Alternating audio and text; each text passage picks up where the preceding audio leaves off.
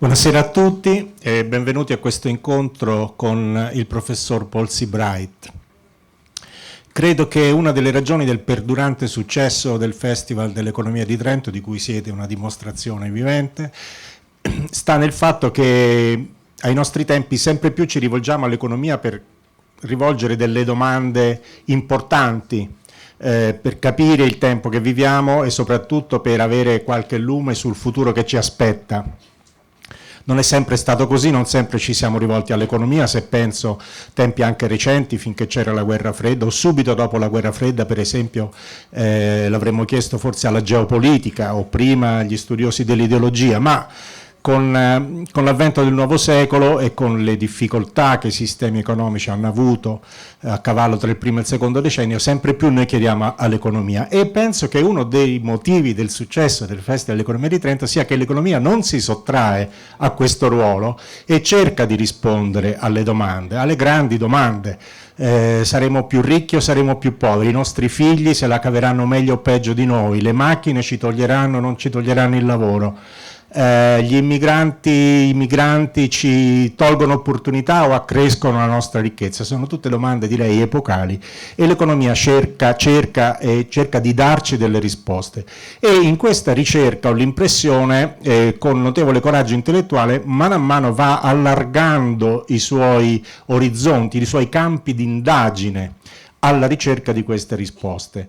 Ed ecco perché oggi abbiamo un economista qui che ci parlerà di religione.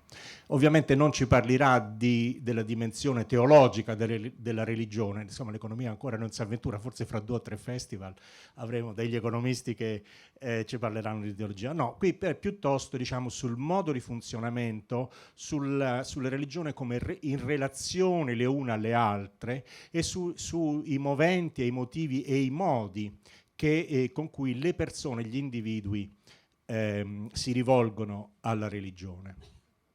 Il professor Paul SEABRIGHT, diciamo da quello che so di lui, è sicuramente la persona più adatta per avventurarsi in questo campo, perché è da tempo che va dissodando da economista terreni ancora vergini. Il suo libro forse più famoso è un libro, credo, del 2010, che si intitola in italiano, peraltro la traduzione fedele, in compagnia degli estranei, The Company of Strangers è il titolo originale, e studia il problema, studia la fiducia, cioè questo valore che è alla base della vita economica.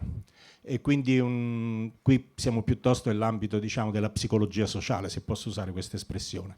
E poi dopo questo libro ha scritto un libro che si intitola La guerra dei sessi, anch'esso tradotto in italiano, nel quale analizza il ruolo dei generi e delle differenze fra i generi e gli effetti, le influenze che questo ha nella sfera economica.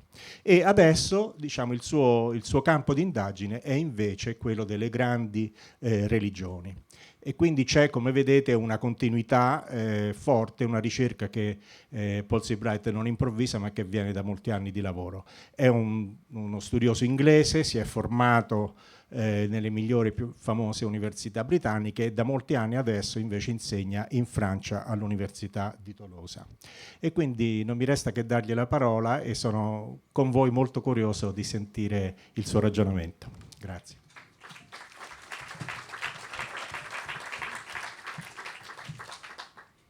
Thank you very much. It's a great honor to be back here in Trento. I came here for the first time about 5 years ago. I had a wonderful time and I'm very happy to be back, and I'm once again amazed that so many people should want to come and listen to economists. I think it's a triumph. I mean, I'm sure the fact that there is air conditioning and it's hot outside has something to do with this, but I'm very flattered and very pleased. I'm glad that you're going to see my slides instead of me on the screen, because I have some pictures I want to show you. I want to start by telling you about 2 people that I've been thinking about a lot recently. The first of these 2 people is a young woman aged 23 who came into this church in Accra in Ghana.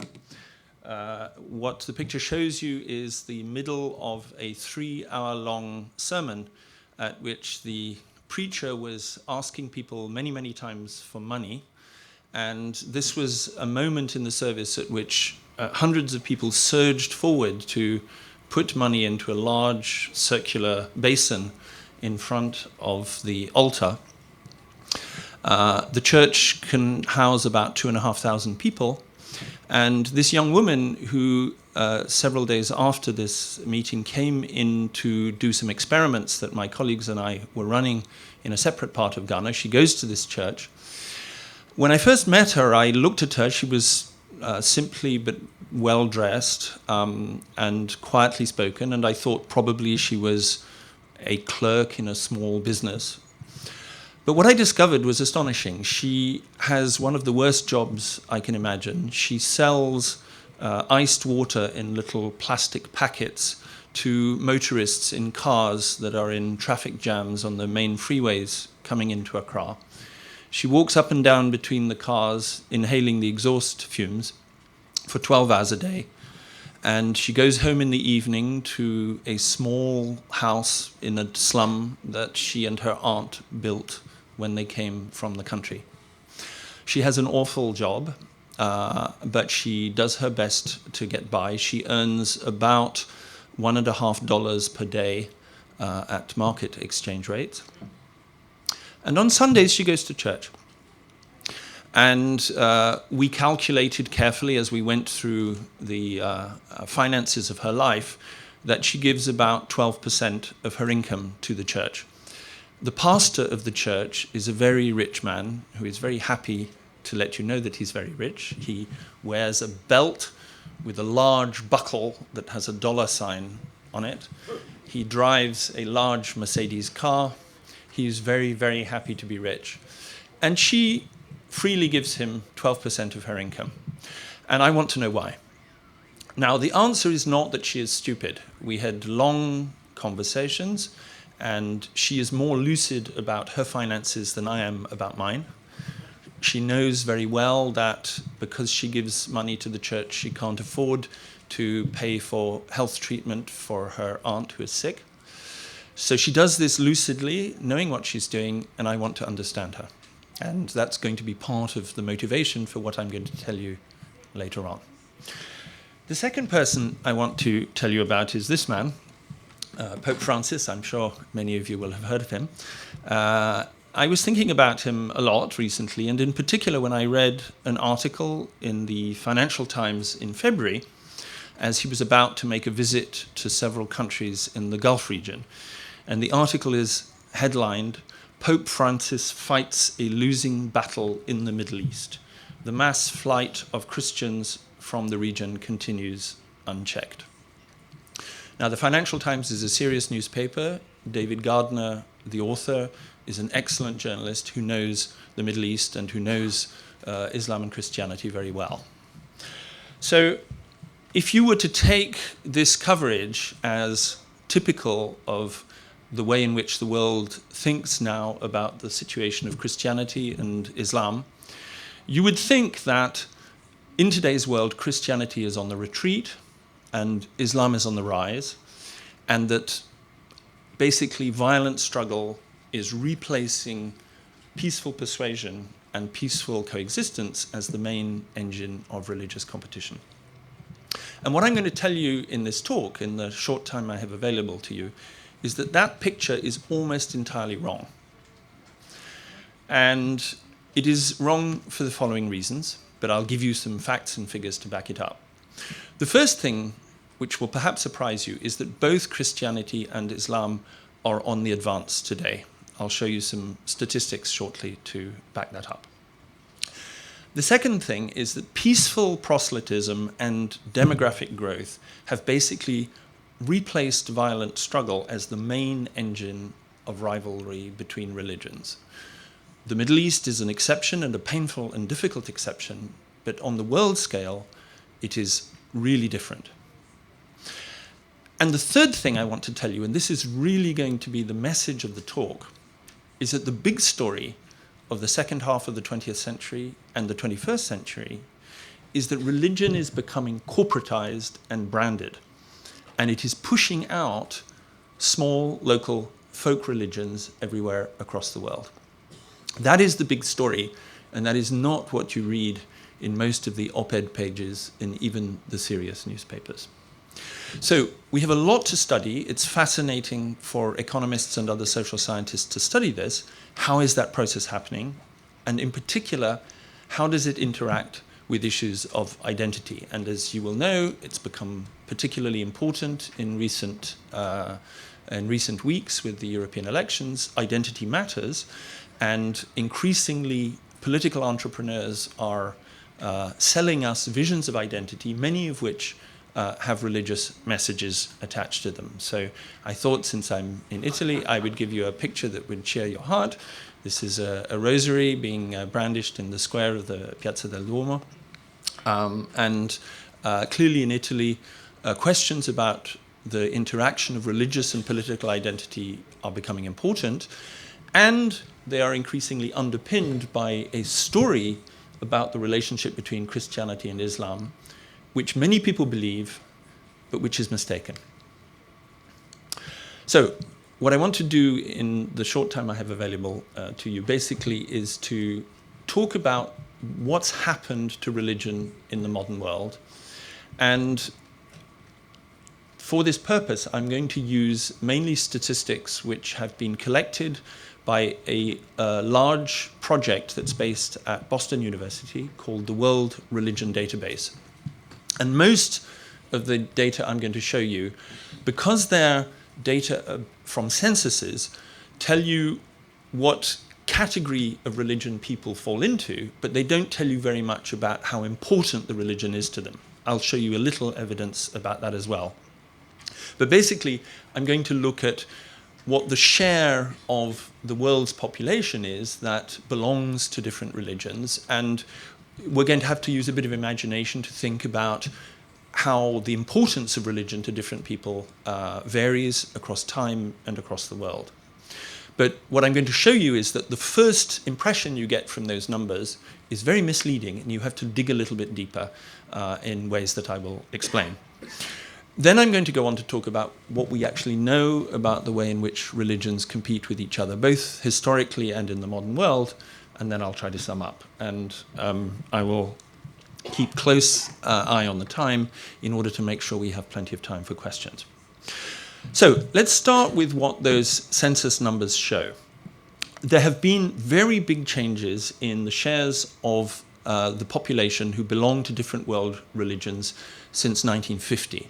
Now, I could go back to 1900, but the data are not quite so reliable, and I think that if I went back to 1900, the story I would tell you would be about the same.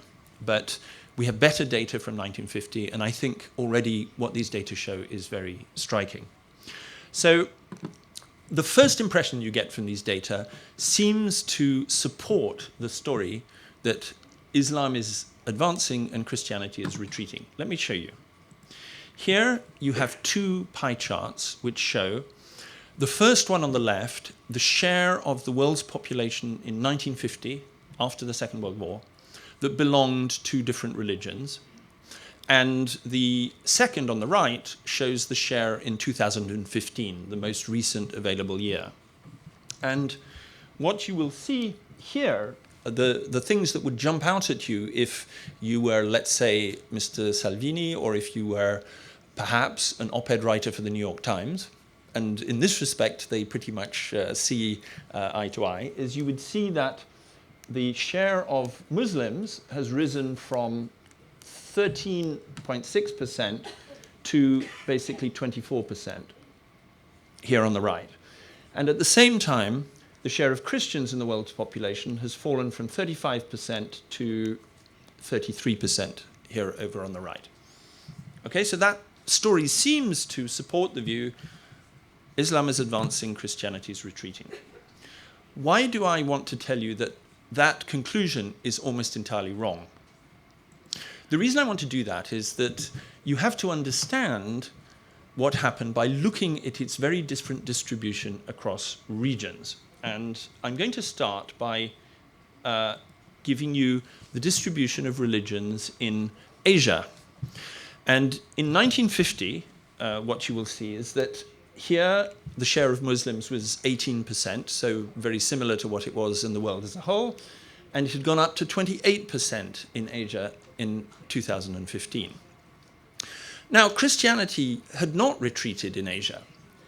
In fact, it went up from 3% of the population there to 9% here. But the key point is it started very small. Okay, now Asia was the fastest growing region in the world over the next 65 years.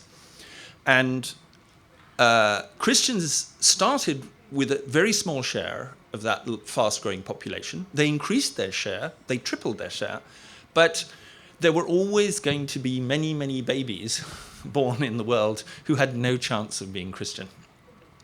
And the main explanation for why the share of Christianity fell over the next 65 years was demographic. They simply were not located in the part of the world that was going to expand the most. If you want to compare, you can now look at a very different region of the world. And here the action is fascinating, because what you will see is, once again, Islam in Africa, which had 36% of the population, rose to 42% of the population. But look what happened to Christianity. It began at 21%, and it rose to a spectacular 48% of the African population. Now, that didn't amount to very much at the world scale, because Africa in 1950 was a small share of the world's population. It grew very fast, and it's now a big share, but then it was very small. So if both Islam and Christianity were expanding, who was losing? And the answer is these people here, who are what the World Religion Base calls ethno-religionists. These were the people who belonged to local folk religions, often religions of the forest and the mountain and the riverbank, that are very important for people in villages in particular, but have no global reach. Those religions got massively squeezed out, and not only in Africa. In China, too, ethno-religionists were a big part of the population in 1950, and they had shrunk dramatically by 2015.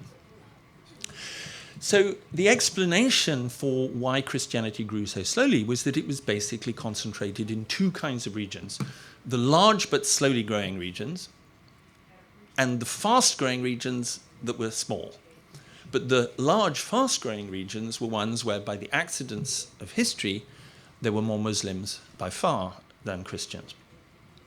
So our first explanation of this phenomenon is that demographics were really involved. And one of the ways in which you can understand the power of demographics is by taking the shares of religions in 1950 and projecting them forwards to 2015 and saying, what would we have expected to be the shares of the different religions in 2015 if each religion had grown at the same rate as the population of the country in which its members lived? And so the predicted shares are the ones that demography can explain, and the difference between the predicted shares and the actual shares have to be explained by something else. So here are the relevant charts. The one on the left shows that you would have expected Muslims to be 20% of the world's population, and in fact, they were 24%. So indeed, they have grown faster than expected. But you would only have expected Christians to make up 27% of the world's population, so that their actual share of 33% represents an astonishing increase compared to what demography would have predicted. So let's try and take a step back and say, what's the big story here? The big story is not about an ideological struggle between Christianity and Islam in which Islam is winning. The reason why Islam has expanded faster than Christianity is that it just was concentrated in poor parts of Asia which had high population growth. That's it. The big story, which everybody is missing, is a story about religion becoming corporatized and branded. Everywhere across the world, but particularly in Africa and in Asia, the folk religions, the local religions, the religions of the village and the small town have been replaced by branded and corporately organized religions, some of which are also actually organized as franchises. So the Assemblies of God, where I met my young friend in Ghana, is actually a franchise operation of an American church. But even without franchising, many of the churches that are indigenous to Africa are using an idea, a brand, that has been developed elsewhere. Now, there's a separate story, which I don't have time to go into now, but I would be happy to consider in questions, about the fact that Catholicism, Roman Catholicism, has been on the decline in relation to other Christian denominations. And we can talk about that, but that's not my subject right now. But overall, there is no doubt that Christianity has expanded very much more than other religions, even more than Islam, because of this corporatization, and it can be expected to do so in the future. In China in particular, although it's very difficult to get reliable statistics, and the Chinese government really doesn't want you to know this, it seems likely that there are more members of Protestant churches than there are members of the Communist Party. So that is a really, really big change in China, which is going to have massive consequences in the years to come. Now, this process that I described, this corporatization process, is not just a matter of getting people to sign up for your church. It's also a matter of getting them very involved and committed to your church. And what we see is that this process, particularly in Africa, but also in parts of Latin America and Asia, is associated with much higher levels of commitment to people's religious activities than they have been in the past. So, for example, if you look here, you'll first see some contrasts between Europe and low-income Africa. This is sub-Saharan Africa, not the whole African continent I showed you before. And just to change things, I've shown you data back to 1900 and then through 1970 and 2015. And these show you basically the phenomena I described before, which was big decline in Christianity in Europe, but a big increase in Christianity in Africa, from a negligible percentage in 1900 to about half the continent in 2015. But a much bigger phenomenon than that is what is shown here from the World Values Survey. This was in the wave that was conducted between 2010 and 2014, where people are asked, how important is religion in your life? And what you see here is that the difference is amazing. In Europe, about a quarter of the population, here, over here on the right, says religion is not at all important in their lives. About 20% say that it's very important in their lives. In Africa, almost nobody says it's not at all important. Tiny proportions here. I'm not getting much light from my pointer, but here you can see. And in Africa, 70% of the population say religion is highly important in their lives. This is a massive social phenomenon, and it's one we need to understand.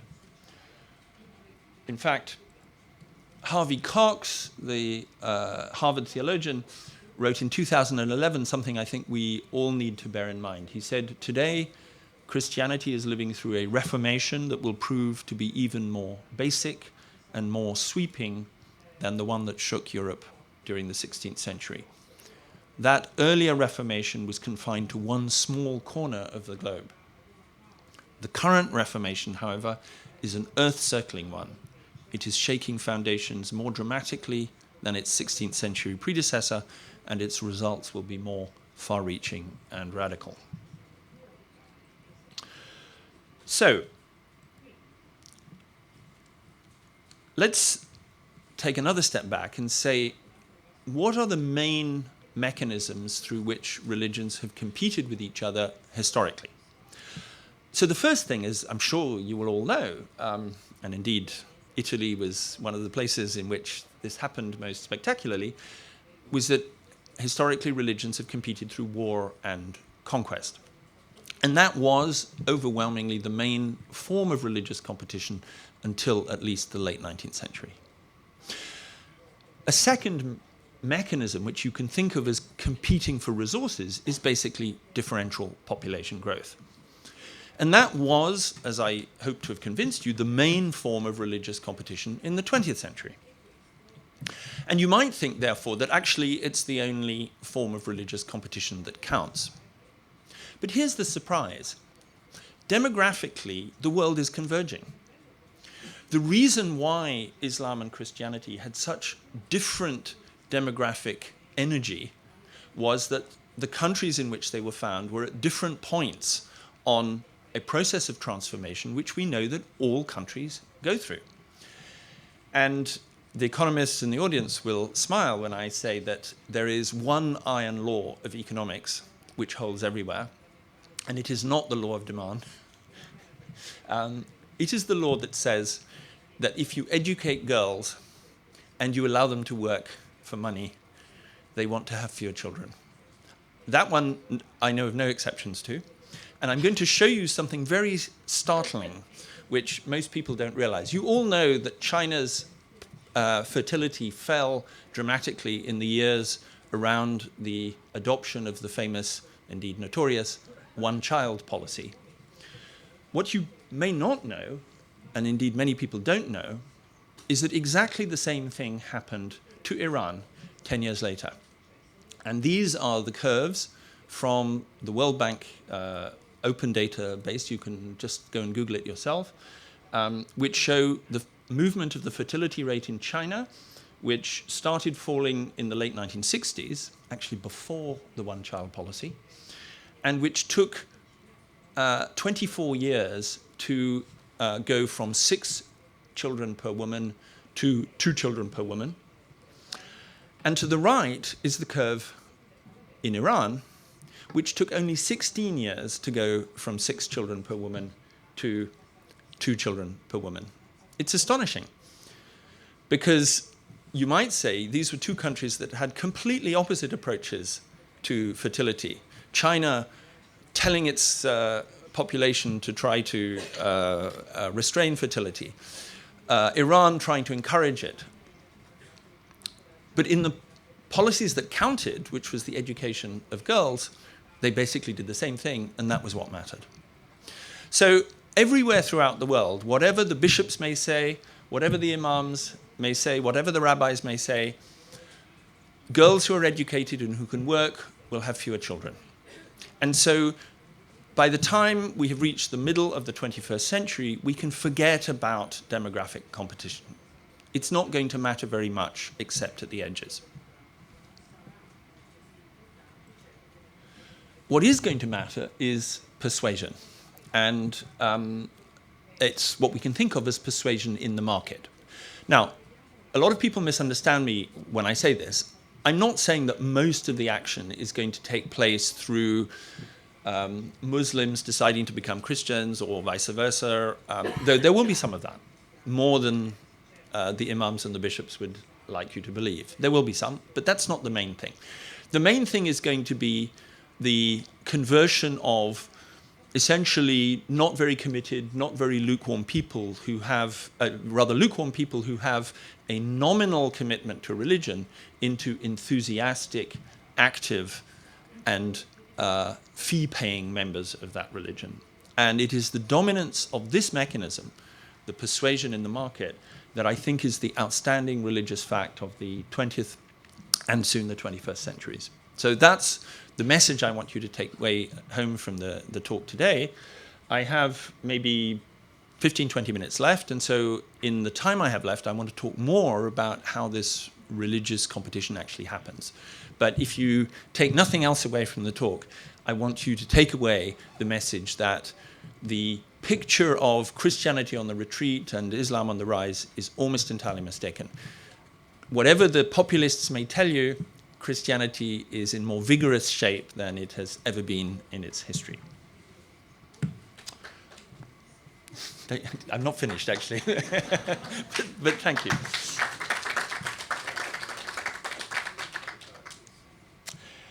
So, what can we say about this process of competition in the market? And here I'm going to be able to do no more than just give you a few taster pieces of evidence about the way in which these corporatized and branded religions operate.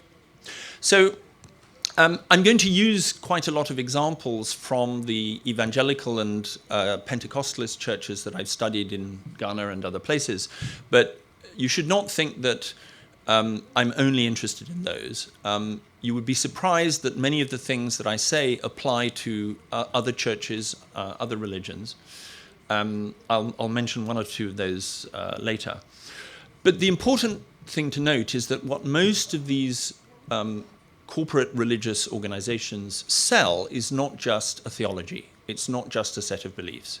It is a theology, it is a set of beliefs, but it is not only a set of beliefs. What they mostly offer is a complex bundle of different kinds of services. And some of those services compete or appear to compete directly with what ordinary secular firms can supply. So you know, of course, after all, it was a big selling point of the Catholic religion in Italy that the church is involved in education and has been since very early in the history of the Christian church. But of course, you will also know that Islam is very heavily involved in education, also in the provision of health, but also the provision of finance, insurance, lending, and business networking, and something I'm going to tell you about in a few minutes with some examples, which is actually the arrangement of marriages. Now, some of these services compete directly on the home territory of secular providers. So, for example, Sriya Iyer has just produced a wonderful book from Harvard University Press called The Economics of Religion in India, in which she documents many of the things, the transformations that are going on in the Hindu religion, which have some surprising points in common with the process I'm describing here. And India, as you know, is also a major Muslim country, and so she has been involved in discussing with the people who run madrasas how they operate and how the madrasas compete with the provision of education by the Indian government. Some of you may know that there is a big problem in India of quality control in education in villages in particular, because a big problem in India is that the teachers often don't show up to work. And one of the things that the parents of kids who they send to madrasas will tell you is they'll say, the reason we want our kids to go to the madrasa is not because of anything about the ideas they're learning. In fact, we'd like them to do a bit more computer science, please, and a little bit less of the Quran. The main reason we're sending them is that if you go to the madrasa, the teacher shows up. Okay? Now, if you're in India, that's a big deal. That's a really big deal.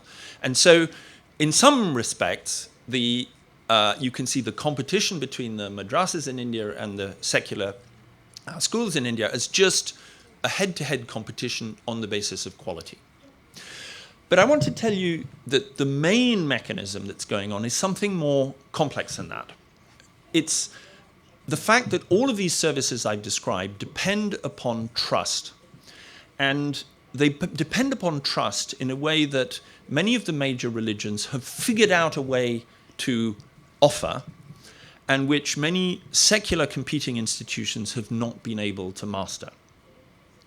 In particular, it's the fact that the religions can induce their members sincerely to make sacrifices for the church community that makes them more trustworthy in the eyes of their fellow citizens. And that is a big part of the story.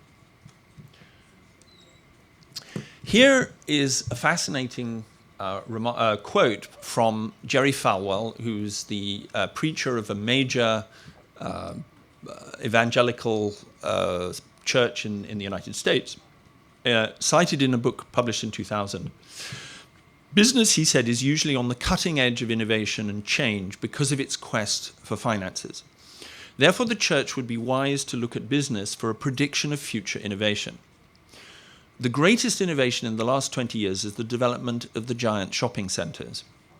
Here is the synergetic principle of placing at least 2 or more services at one location to attract the customers. A combination of services of 2 large customers with small supporting stores has been the secret of the success of shopping centers. Sometimes when I talk about the economics of religion, people will say to me, you're just an economist projecting your theory onto what people do. That's not how they think of it at all. How can we expect to believe you when you say that? Well, I'm sorry, Mr. Falwell is thinking of the job in exactly those terms, and many of the people who run these large churches are exactly aware of what they're doing. In fact, I would say that many of the major religious entrepreneurs have no need to come to this talk. They know everything that's in it. Okay? It's just those of us who are not part of this business that need to be aware of what's happening. So let's think a little bit more about how the services provided by religion actually function. And in particular, why is it so important to sell them in a bundle? Well, there is by now quite an old theory of religion. It's a very fine and useful one, which is the theory of clubs. It says it was developed by Larry Iannacone in the early 1990s. And this sees churches as basically private clubs that provide exclusive services to their members. And the important point is they charge high prices because the high prices are a signal of the high quality of the services you will get. Now, there's been a lot more work since Iannacone wrote, and quite a lot of it supports his view, but also makes us think that there's more going on than just the club good story. First of all, and I've already mentioned Sriya Iyer's book on Hinduism, many religions have expanded the services they provide in direct response to the failure of the modern states to deliver services of the quality that an increasingly educated population demands. So that's true for health services, it's true for education services, it's true for financial services like insurance. The difficulty with looking only at those kinds of services is 2 things. One is that these services seem very expensive. So let's think back to my young friend in the church in Accra. She is paying nearly 12% of her very, very low income to this very rich pastor. Is that really what seems like a competitive price for the services she's getting? I'll come back to that question later, but it seems high, so what's going on? The second thing is that profits for some of these churches seem very high. When I was in Accra, I was invited to dinner in the most exclusive neighborhood of Accra, and my host lived in a very large house that probably cost a couple of $1 million and was surrounded by even larger houses. And she said, my next door neighbor on the left is a pastor, my next door neighbor on the right is a pastor, my next door neighbor behind is a pastor. She said, I'm the only non-pastor in this particular street. So many of these churches are making large profits, but entry barriers are low. I mean, this is Protestantism. You don't have to get the Pope to approve. I could do it. You could. In fact, I'm thinking at the end of the talk of having a thing here. You can come and give some money, and we maybe start breaking out into song. But on the other hand, I don't think I'd be very good at it. And these people are very good at it, and I want to know why. And I want to know what's the ingredient. It's not just sort of sex appeal. Though it is as well, but it's not just sex appeal. There is something about the business model which makes a difference. So the view that I've been developing with some of my colleagues, that I'll name and thank later, is essentially that we should think of many of these religious organizations not just as clubs, but as platforms. Now, what do platforms do? We're very used to platforms like Facebook and Google and so on. What platforms do is they typically put members in touch with each other.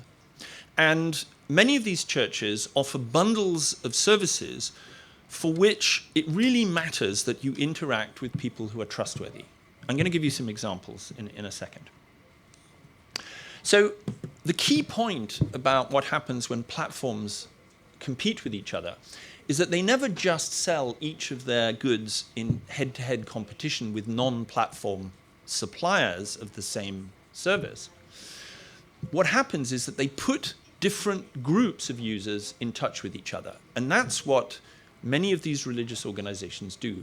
They use the fact that you're seriously willing to go to church, listen to a 3-hour sermon, put a lot of your money in the collection box to show that you're a reliable interlocutor, a reliable partner in all sorts of activities that go from business interaction to marriage.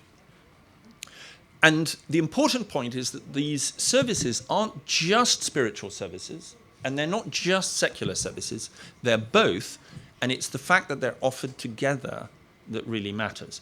It's because the people you trust in the market for the secular services are the people who genuinely demand the spiritual services. And that's the magic ingredient that no secular competitor can offer. And in the last, I guess, 10 minutes, I'm going to give you some examples from the research that my colleagues and I have been conducting in Ghana. Again, Ghana is not the world, but they're examples that I think you could probably project to many other countries and many other places and many other times. So, first of all, in parallel with the findings that Sri Ayya has found in India for Hinduism, with churches offering education, health, finance, we established that many of the people going to these churches in Ghana are getting a form of implicit insurance. And the way we did it was that we basically called a lot of people into a non-religious place. It was actually a hall of the Central University College in Ghana. And we gave them some money, and we said, you can do what you like with the money. You can keep it.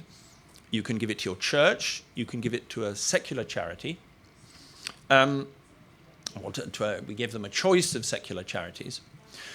And this was anonymous, so people could do it entirely secretly, and we only therefore know the average statistics. We don't know who gave what.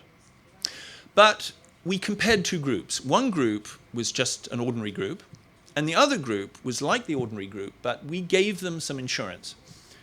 In particular, in Ghana, one of the biggest financial shocks you can have is when somebody in your family dies and you have to bury them. Funerals are super expensive. In fact, the Ghana coffin industry is one of the world leaders in extravagantly designed coffins. It's an art form and very profitable art form too. And so we offered half of our people insurance against the death of a family member, so you would not have to pay for the funeral. And guess what? The people to whom we gave insurance gave less of their money to the church.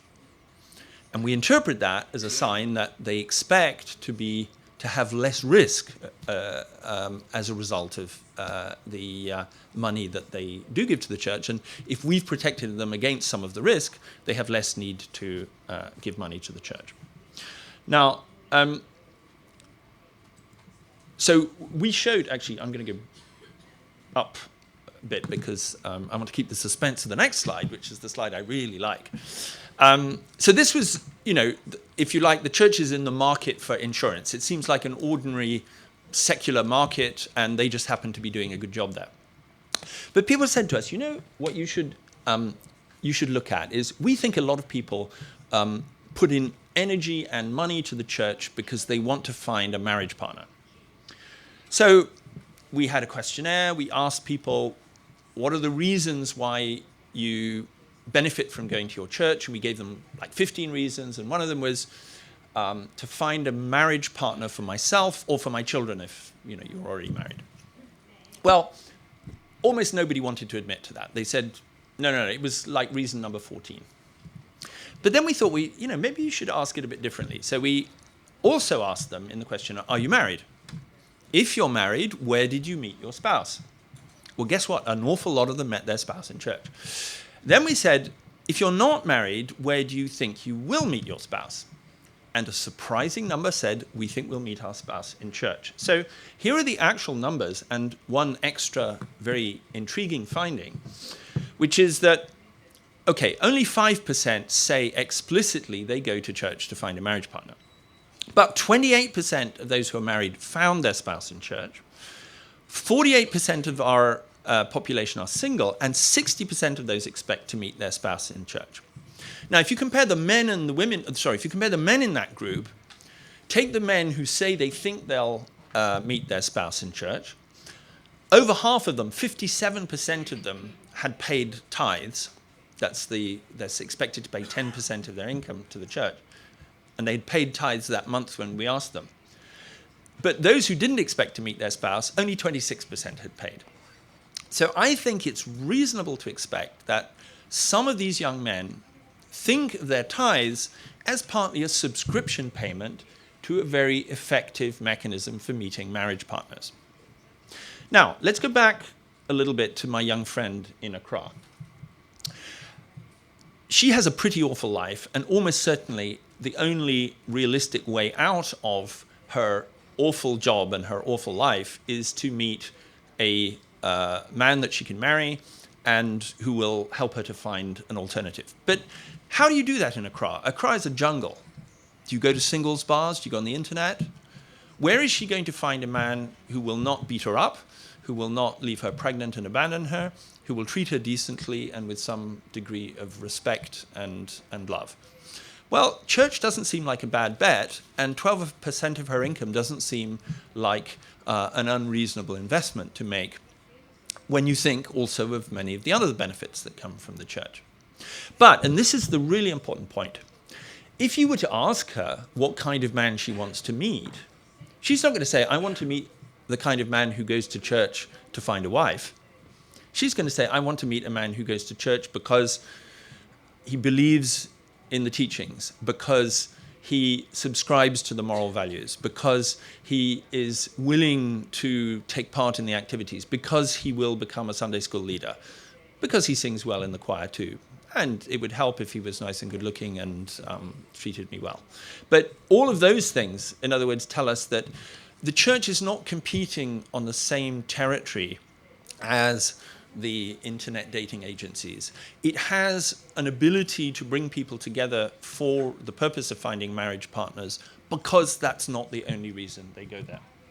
I'm being warned that I have to get a move on, but I'm near the end, don't worry. So now I would want to emphasize that when you ask people the reason why they admit to going to church, 62% of them say that they would ask a pastor for help regarding family issues. So of course my young friend, if she's going to find a husband, she would like a husband who is in touch with the pastor, who will get help for family issues when problems arise, as they surely will. And that seems like a pretty smart thing for her to want to do. So anyway, the key point is that you won't understand the church's success in selling finance and in selling the ability to meet marriage partners if you think of these as separate demands. They're tied together. Finally here, I just want to show you a different form of trust which the church can establish. This is based on a survey of all of the people that we talked to that took part in our experiments. When we asked them, would you prefer that either your close friends, your co-workers, or your business partners were members of your church? And what you see basically is that a small proportion, about 10%, say they would only interact with church members. But a good 40% say they would prefer to interact with church members. So the church is also acting as a form of reassurance to people that those that they do business with are reliable and trustworthy. There's a lot more. I mean, I could tell you about the healing ministry and lots of other things, and maybe we can discuss this in the question and answer. But I don't really have time to go into more of the detail. But this just gives you a little bit of a flavor of why it is that in a society with so few alternatives for meeting people that you can trust, these churches are so spectacularly successful. So this is my second last slide. We're getting to the end. A key point to remember about platform competition is that the models, the business models, are very diverse. And the result of this is that people who make a success of a business model become very well known. You can all name the CEO of Facebook.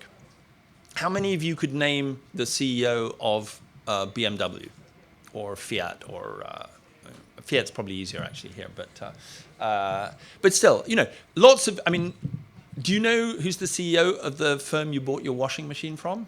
I have no idea.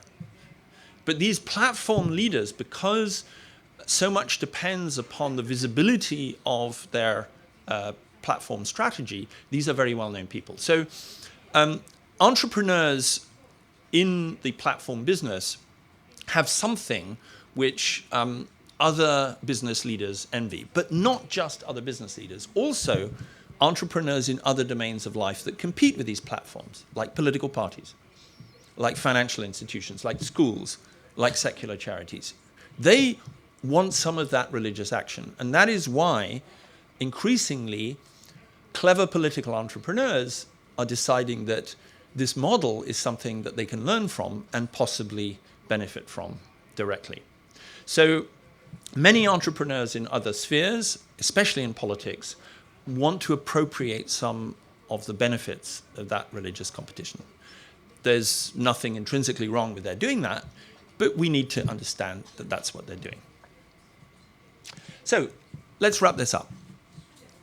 The big story of the 20th century, and I really want to emphasize this, was not an ideological struggle between Christianity and Islam. That was an artifact of the distribution of religions in mid-century between parts of the world that were at very different stages in their demographic transition.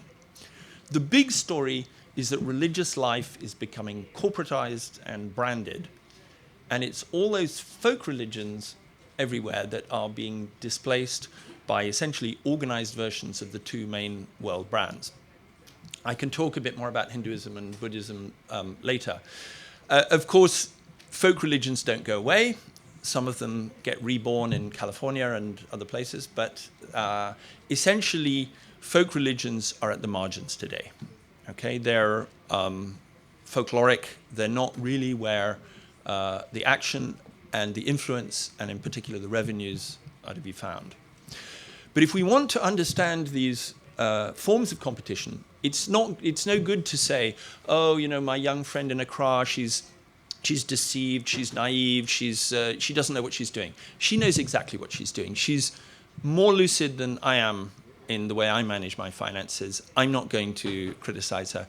I want to understand what she's doing, and I think that it's by understanding these religions as having learned something about platform competition that we can come to understand what is going to be the shape of religious competition in the 21st century. Religion is not going away. It's here to stay. It's more dynamic and vigorous than it has ever been in our history. So we had better get used to it.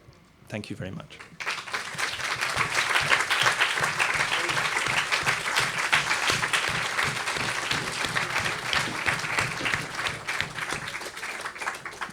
Certamente adesso vedo già una mano, due mani che si alzano. Adesso, come sappiamo, è il momento delle domande e quindi prego. So Paul, I mean, that was a fascinating presentation, but there's something you left out and I want to press you on it, okay? So you're describing modern religion as some kind of social capital, or some people would call it like that, and you describe the corporatization and the branding. And this is really, really a wonderful depiction of it. But what you haven't really said very much about, if these transformations are going to lead to forms of competition between these religions, which you talked about a great deal, that are nasty. And the question is, what do you predict these transformations imply for religious tolerance, which is a central part of religious competition, which is you compete, but you compete by certain rules, and those rules do not include the kind of things that we see happening more and more in the Middle East, in India, and now in Europe. No, you're right that I deliberately avoided that. I knew that in the time available, this was a can of worms that I couldn't easily open, but you very kindly opened it for me, so I will have to answer. No, exactly. So thank you, Joel. What I would like to say is, first of all, let's keep some sense of perspective. Religious competition up until really very recently was as nasty as it got. I mean, I live in the southwest of France, where long before the Protestant Reformation, there was something called the Cathar heresy.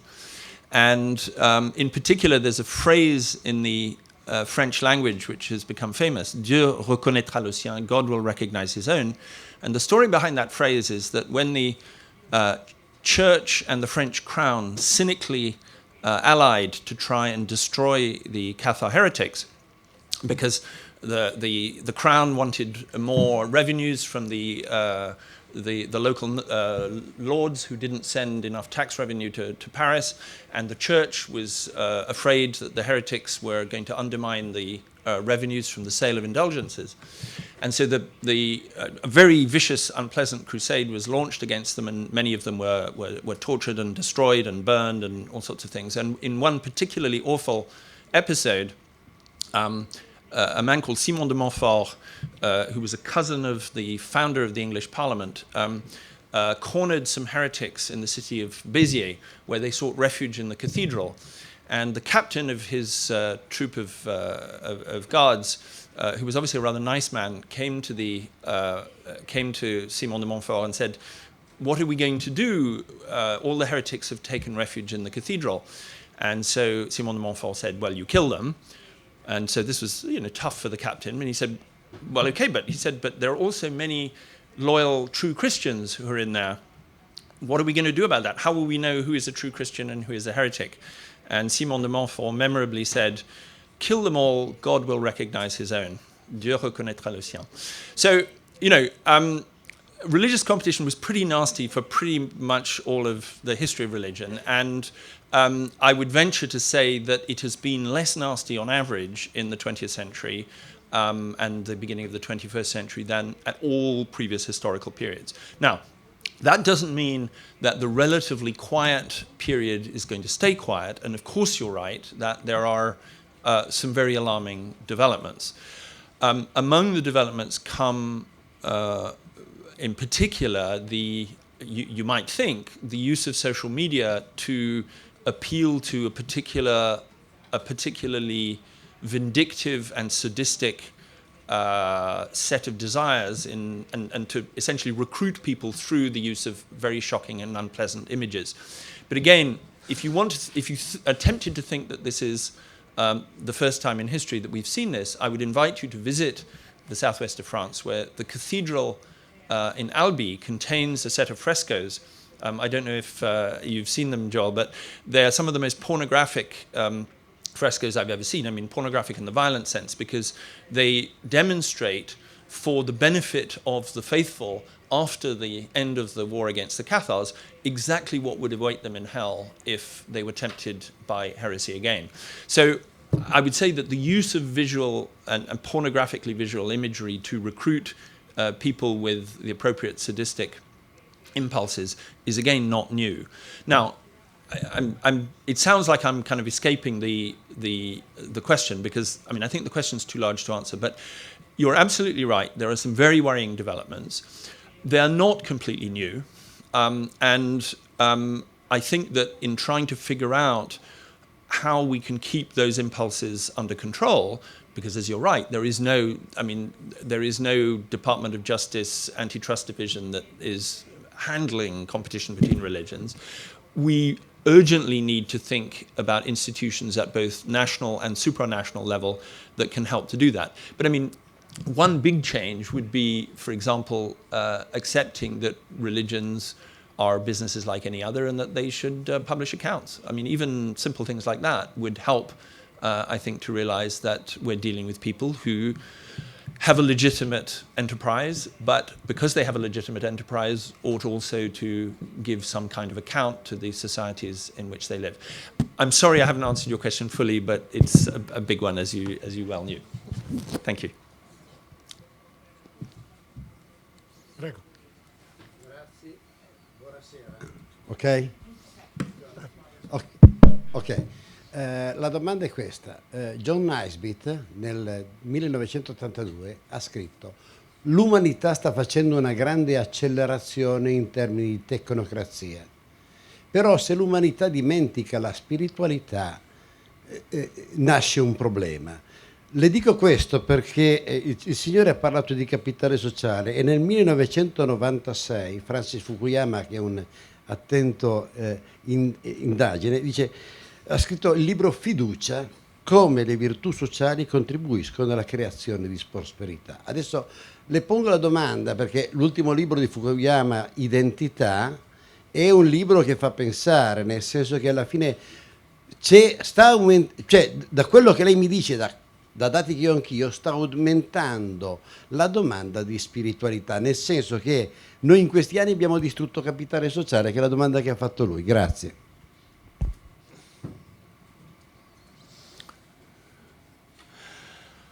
I'm not sure if I have completely understood the question, so you should not hesitate to correct. Yes? No, what I understood is that you said that we have made a mistake in neglecting the spiritual aspect of our societies, and that the recent resurgence in religion is a response to that perceived neglect. Is that a correct interpretation of your question? Well, okay, good. So I think my answer to that is that it's very clear that a need for spirituality has been a part of all human societies of which we have any reliable records. It's not something that all individuals feel, but that many individuals feel in all societies. And although we see major variations between societies and between periods of history, in the extent to which people express that need, we can safely say that there have been no periods in history in which societies on a large scale have been able to do without the spiritual aspects of religion altogether. And most attempts to try and drive religion out have ended in inglorious failure. Now, I think that's all correct. I don't think it helps us particularly in understanding which kinds of pursuit of the spiritual benefits of religion will end up being compatible with peaceful coexistence of those who have different convictions. And the question that was asked by Joel Mokia before essentially puts its finger on that crucial point, which is that you may feel a need for spiritual expression, which is different from the need for spiritual expression felt by somebody else who lives in your town, in your country. And the crucial point is that your need for that spiritual enrichment has to be made compatible with your sharing a physical space with somebody else whose need is expressed differently from yours. So I don't think that there's a problem in acknowledging that the need for spiritual enrichment will be felt in all societies at all times, but it will be felt in different ways. And nobody should think that they have a right to expel others from their city or from their country because those others experience the need for spiritual enrichment differently from them. And I think that's the crucial challenge for us. In some sense, in a world in which populations move around, the option of spiritual homogeneity within a society is no longer on the table. We can either live peacefully or we coexist violently. We can't have homogeneous spirituality within any realistic political organization. C'è un'altra domanda, siccome c'è stato forse una difficoltà di comprensione all'inizio, voglio solo chiederle se lei è soddisfatto dalla risposta. Non voglio fare un dialogo, ma... No, devo solo dire, il titolo di Francis Fukuyama, Fiducia, è come le virtù sociali contribuiscono alla creazione di prosperità. Quello che le persone vanno in chiesa è la fiducia, siamo tutti al servizio degli altri. Edgar Morin ha detto, pensiamo in termini di terra patria. Quindi Ok. le virtù sociali contribuiscono alla prosperità in termini di economia. Grazie. Ok, grazie. Chiaro. Prego. You have been talking at great length, and it was very interesting about what's happening between religions in developing countries. I would be very curious if this is you think is interesting to have perhaps a picture of what's going on in developed countries, because I am under the impression that people of no religion are on the rising as well. People that just don't believe any of it, and perhaps taking a cue from what you said, they are also because they don't need any of the safety net that you described, and then they are free to think in other ways. Thank you. Yes, and I think you're right, and it's true that at a world level, there has been an increase in the share of the world's population that profess no religion, at least from 1950 to about 2000. Now, interestingly, if you actually look at the world statistics on the number of atheists and agnostics, the largest increase in that share was due to Mao Zedong and not to Voltaire. It occurred in the People's Republic of China for the reasons that we know, and we also know that it's part of the consequence of the implosion of trust in the Communist Party that the numbers of people joining evangelical and Pentecostalist churches in China is very spectacularly on the rise, in spite of the significant attempts at repression by the Chinese government. But you're right that in many parts of the world, Europe, Scandinavia in particular, there is a rise in agnostics and atheists. And I think you're also right that not only is it true that it's easier not to belong to a church in a society that has a social safety net and reasonably good public education and so forth, but also I would say that those societies make it easier for people to get their spiritual enrichment from alternative sources. So spiritual enrichment is obviously a tricky concept to define. I mean, I personally don't believe in a God, and I would say some of what I think of as spiritual enrichment includes things like answering questions about what are our origins, where did we come from, and what moral values are consistent with what we know about our origins, and so on. And that is something that's easier for me to get in a context in which I don't need to join a church for my other material benefits.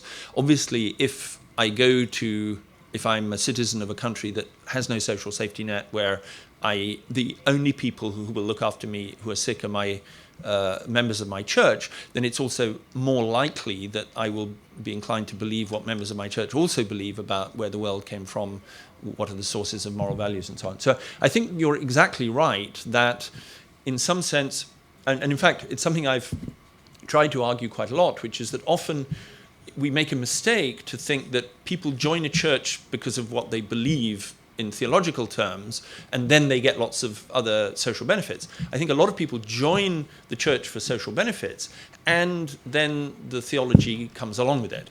And they may be quite sincere in signing up to the theology, but I think a lot of people join the church without having really figured the theology out, and they then form a view about the theology as a consequence of their joining the institution. And of course, if the incentives are different for joining different institutions, then the theological consequences will be different as well.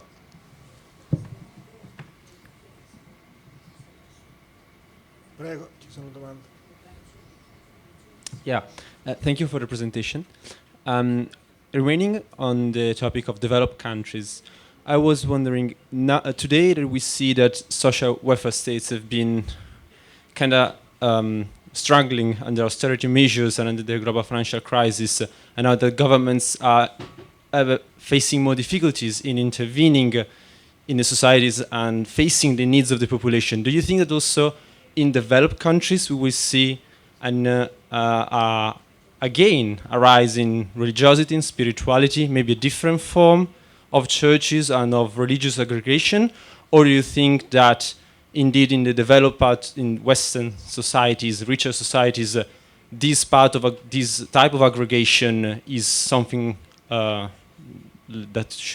will be let in the past. Sure. No, I mean, you're right. That's a very interesting question. And of course, as I'm sure you know very well, the secularization trend that was evident in Europe for much of the 20th century was not perceived in the United States. And in fact, most historical work now suggests that far from experiencing a degree of secularization in the 19th and 20th centuries, which then so unaccountably was reversed in the late 20th century, the United States has actually been becoming progressively more religious throughout its history. So very interesting work by the sociologists Fink and Stark has shown that the proportion of American citizens who went regularly to church has been on the increase more or less continuously since the middle of the 18th century, since the founding of the Republic. So we know that the United States has never really conformed to this model of relatively lukewarm spirituality and the existence of a social safety net. Now, partly it's because the social safety net has always been weaker in the US.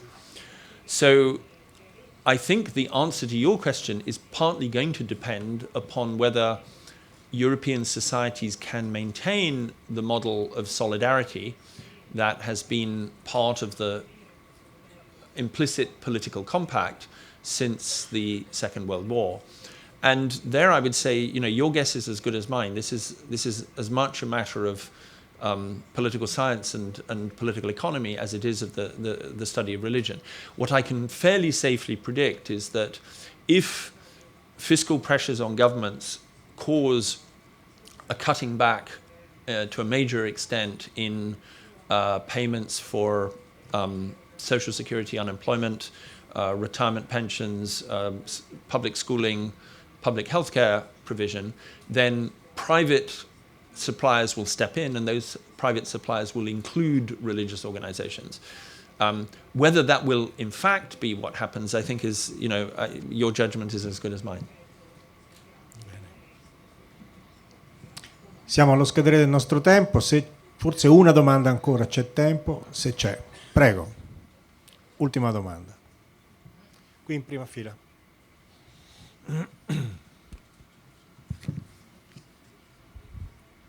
Buonasera. Io avevo una domanda che metteva in correlazione quello che è successo negli ultimi 50 anni in Africa e quello che potrebbe succedere anche in Europa in futuro. Praticamente volevo chiedere quanta influenza c'è stata quando le ideologie laiche come il comunismo sono venute meno nelle nazioni soprattutto africane tra gli anni 70, 80 e 90, hanno influito facendo in modo che le religioni, tra cui i musulmani e la religione cristiana, potessero venire avanti con i servizi che davano. E se questo in futuro potrebbe succedere in Europa, visto che proprio adesso diceva che con l'eventualità di un arretramento del welfare, le due religioni cominciassero a diventare competitive anche qui in Europa, perché noi in Europa finora abbiamo avuto sostanzialmente una radice religiosa, cristiana. Adesso in futuro saranno sicuramente due, compresi i musulmani. E se in futuro questo potrebbe creare una competizione all'interno, se c'è un arretramento del welfare, come è successo anche nelle nazioni africane quando è venuto meno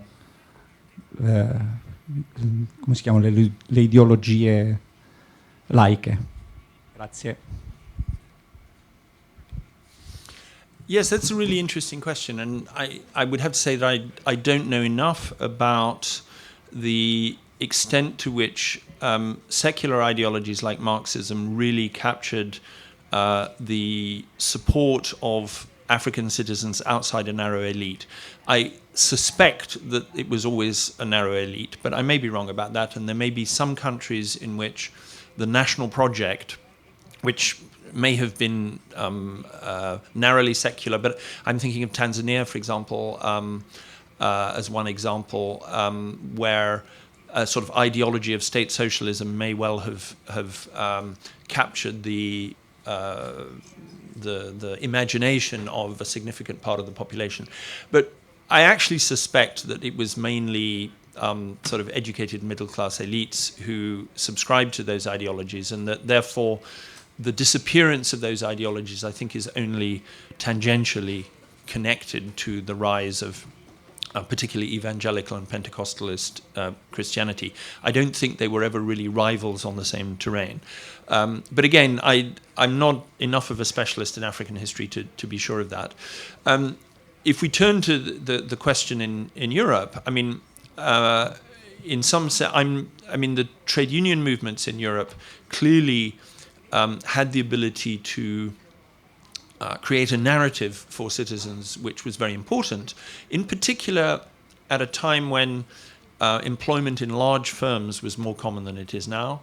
There was a period in the mid-20th century in which significant parts of the population worked in large firms, and the trade unions were often successful in creating a narrative of people's lives, which had what classical narratives always do, which is a sort of struggle element.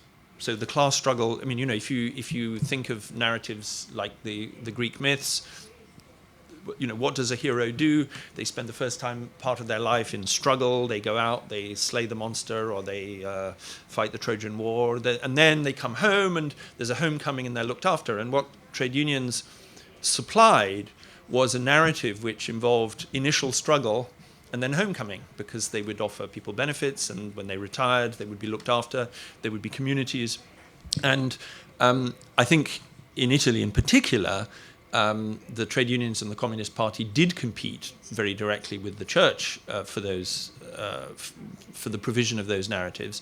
And it's true that in many modern industrial democracies, that narrative has disappeared. I mean, if you are a driver for Uber, in many ways, I mean, I talk to lots of Uber drivers because I take Uber everywhere, and lots of them say, it's super convenient, I can be flexible, and I can work when I want, and so on. But there's no narrative arc to their lives. There's no way in which they're thinking, yes, I've got a career progression, and when I retire, I'm going to be looked after. This is a very opportunistic thing that appeals to them in a sort of dynamic phase of their lives. So I do think that, and this is getting a bit philosophical and I hope not pretentious, that political leaders in Europe will need to find ways to reinvent narratives that capture the imagination of Europe's citizens. And that's going to be particularly important as people get older. I mean, nobody wants to believe that when you retire, you will be sent to some home in which you're badly treated and neglected, and your kids don't come and visit you, and then you get sick and are neglected even more until you die.